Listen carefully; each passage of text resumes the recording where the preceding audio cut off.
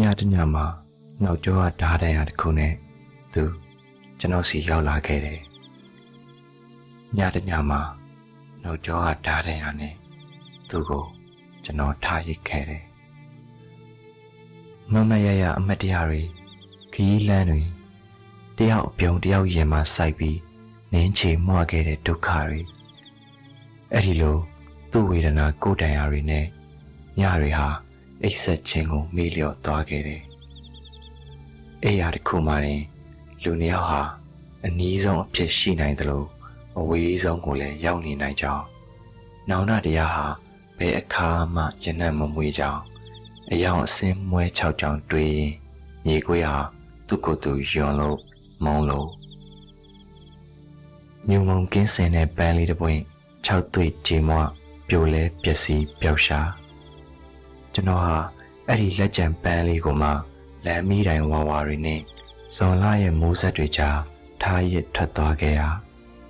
လေပင်ကိုဓာတ်နဲ့လီးခံရတဲ့ကျွဲတစ်ကောင်လိုသူငိုတယ်ကျွန်တော်ငိုတယ်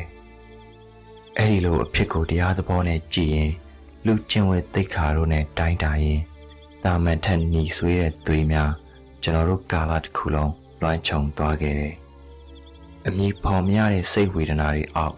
တိုးဝင်ပျောက်ကွယ်သွားခဲ့တယ်။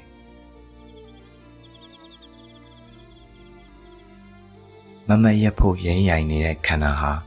ဆွဲထားပေးချိန်မှာတော့အဲ့ဒီလက်တစုံကိုအာကုံတုံလွတ်ခဲ့ရတယ်။တယောက်တည်းရှိဆက်ရမယ်မနှက်ဖြန်တယောက်တည်းပြန်သွားရမယ်ရခင်နေရာကိုယခုမတရားတွေထမ်းပိုးရင်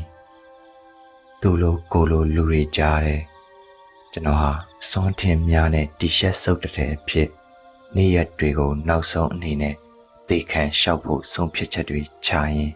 မြေခွေးတစ်ကောင်ရဲ့လွမ်းဆွတ်တန်းတာမှုဟာရင်ကောင်းတွေတဝီဝီရုပ်ဝဲနေခဲ့တယ်အချက်ဟာကျွန်တော်တို့ဘဝတွေကိုမြစ်တစင်းလိုတသွင်သွင်စီးဆင်းခဲ့ပြီး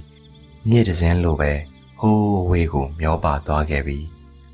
ဘဝမှာနောက်ဆုံးအကျွင်းကြံရဲဆိုလို့တဆက်ဆက်တုန်ခါနေတဲ့ခန္ဓာနဲ့စိတ်သာကြံပါတယ်အချေမင်းကိုအန်ရကင်းစေချင်ပါတယ်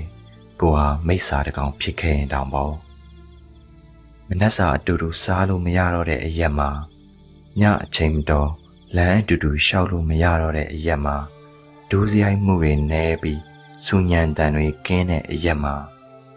ကျွန်တော်မရှိတော့တဲ့ခန်းလေးရဲ့ဝရန်တာလေးမှာအရာအားလုံးကိုတနေ့နေ့မှာမိတ်သွားမှာပါ